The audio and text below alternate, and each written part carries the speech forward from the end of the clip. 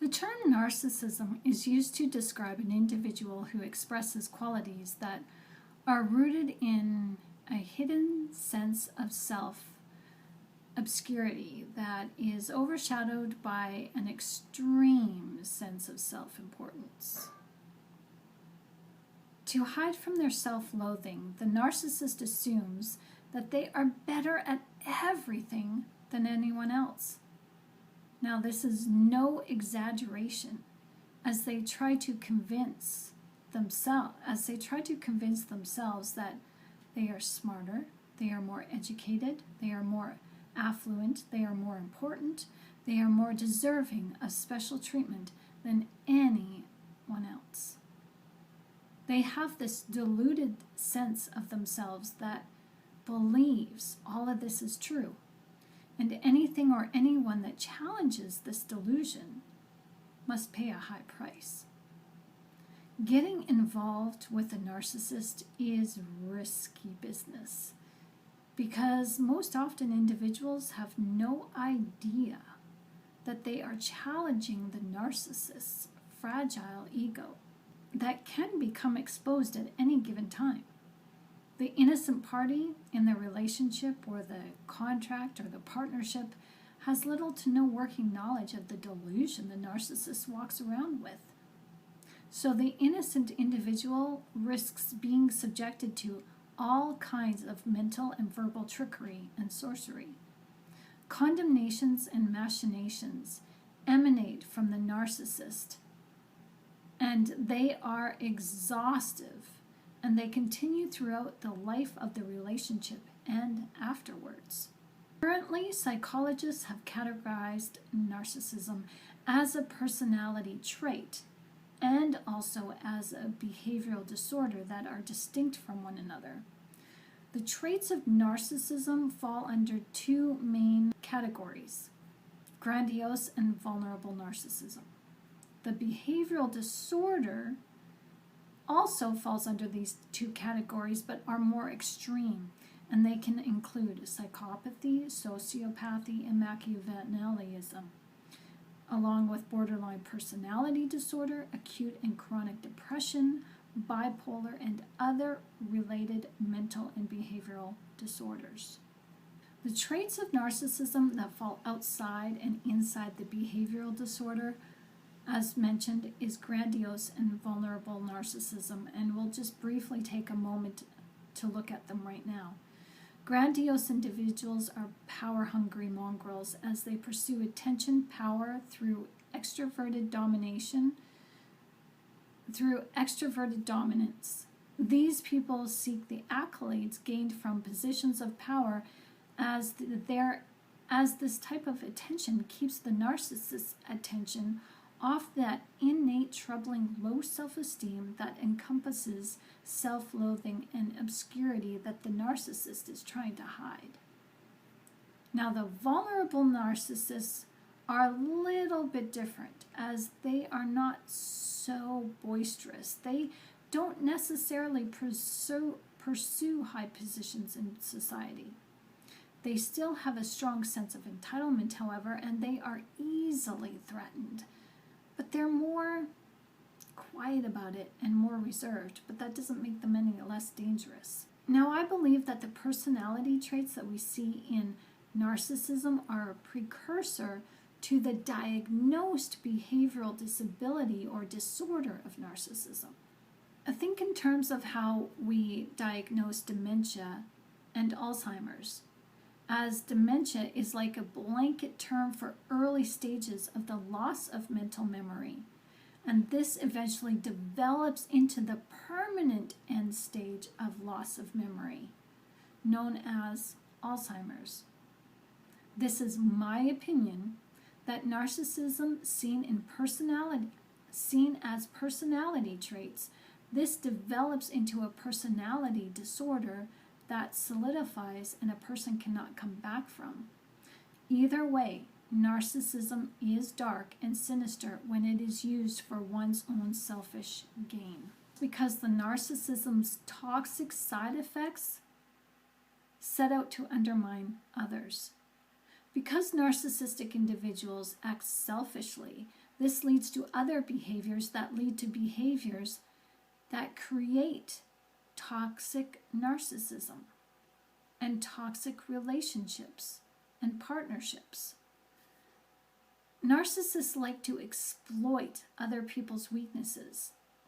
And that's because narcissists, they break rules, they lie, they manipulate, they cheat, they steal, as they are disloyal and unruly, unfaithful, as they don't like to be held accountable to standards and regulations, and this prevents them from taking any sort of responsibility for their actions. The narcissist carries resentment and aggressiveness wherever they go. They hide their machinations well. That is until they feel threatened or challenged. And this is when the narcissist can become extremely dangerous. It is never recommended that a narcissist be called out on their so-called narcissism, whether it be diagnosed or not. Narcissistic personality disorder is most often seen in men, and it is estimated that 1 to 3% of the population suffers from narcissistic personality disorder. Narcissism is never diagnosed in children, as children are in the development stages of their personalities, and we all express narcissism in ways that help us to develop our own autonomy and individuation in childhood. So what separates the good narcissism from the bad is that the Diagnostic and Statistical Manual of Psychology describes the toxic narcissism or the narcissistic personality disorder as having a grandiose outlook of oneself. Now, grandiose means to be pompous, to have an absurd exaggeration of self-importance. Narcissists do not have empathy. They know how to mirror it, but to show empathy in a heartfelt way is replaced with apathy. Narcissists are self-entitled, and they have an excessive need for attention, as they always need to be admired in some way. Now, because narcissism focuses on the self, it can, like I said, be healthy or unhealthy. We make decisions every day that can seem narcissistic to others, and in actuality it's just not malicious, and that's the difference. Malicious narcissism is toxic, and it causes problems in other people's lives, as the toxic narcissist absolutely refuses to take responsibility or accountability for the wrongs in their selfish behavior. Narcissists do not care for their loved ones or their friends. They instead objectify all who they encounter and use people and animals as a source of attention and affection. A narcissist cannot take constructive criticism. They will view it as a direct attack on their character, as they view everything between themselves and others as a competition. They have to be the best at everything, even when they are not. And this is to avoid their feelings of obscurity and feeling less than that just lingers underneath the surface of their personality. Now, psychologists say that the cause of narcissism is formed through a fundamental foundational stage of a child's development, as it's understood that neglectful parents or even overweening parents might be to blame for narcissism. But there also might be a genetic factor involved also. It's interesting to note that grandiose narcissism is fostered by parents who place their children high on a pedestal. Now, these children can't do any wrong. The parents bail out their children and make attempts to just make problems that the child created. Those problems the parents just make go away. And These parents spoil their children to the point where there's hardly any discipline or none at all. Now, vulnerable narcissism is fostered by parents who take the opposite approach. They ignore their children or blame their child for every little slight. These parents are hard and cold and aloof towards their children, as they are also very, very controlling in a way that stymies the natural developmental stage of the child. Narcissistic personality disorder is also fostered within cultures that are high in the battle of the sexes. As our modern age turns more mainstream towards technology, society is seeing narcissistic personality disorder skyrocket, explode, as social media sets the tone for social norms that center around self-importance and self-promotion. Hiding behind social media facades through visual filters and pictures and communicating through text that cannot convey a person's real feelings and their true intentions, narcissists are finding it easier to hide and maintain their level of secrecy to prevent them from becoming detected. Is there any help for us? Is there any help for the narcissist? And can they be rehabilitated and integrated into society to help society flourish in a more positive way? Yes and no. Yes, there is help for narcissists, as there are rehabilitation methods in the form of cognitive and behavioral therapies. These are helpful only if the individual stays committed to everyday practice in mindfulness lifelong. What makes therapy so challenging is that the narcissist has to see in themselves the need for improvement. Learning to just let go of the need for control is what it means to exercise trust, and that is the heart of the issue for many narcissists. They don't trust the people they are around, as they do not trust society, as they do not trust themselves. And this is because they have lied to others and they have lied to themselves for so long that they fear the truth. Trust is formed with the ability to be authentic through taking accountability for one's own actions. This is where self-reflection plays a huge role in healing.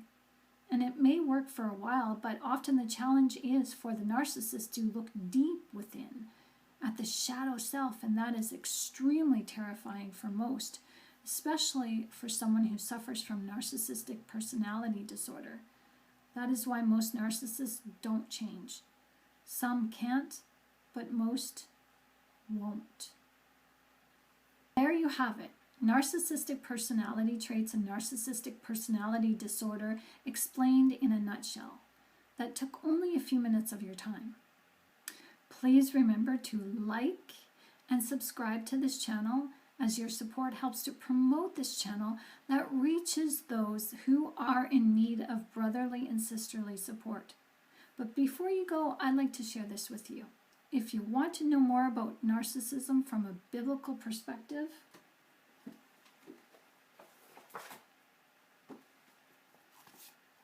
I have a book entitled Narcissism, the Bad Boy Image, available for download. The link is posted in the description of this video. Here is, in a nutshell, the ins and outs of narcissism, the skinny on what you need to know from a biblical perspective that will start you on your own healing journey today. Narcissistic personality disorder can be traced back to the Garden of Eden, as this personality is found in specific types of people. This world we live in only has two kinds of people, my friends, from a biblical perspective. Those who are rooted in love and those who are rooted in fear. The people in between are those who do not yet know who they are either way. They flip-flop from one inclination to the next. You know, when Jesus says, "You are neither hot nor cold, I will spit you out of my mouth." That's most of us. However, most of us do not maliciously set out to hurt one another. In our anxiety, our depression, and our anger, and our fear, we don't realize that we got to heal these things. And God uses fear from the narcissist as a means to help us to come to terms with our own identity and lean towards a choice that serves God, who is love through and through. Now, because of where narcissism comes from, as it is of the enemy's character, this makes narcissism not of God. Narcissists are actually enemies of God, regardless if they believe in Jesus or not. See, someone who truly believes in Jesus will truly love their fellow man.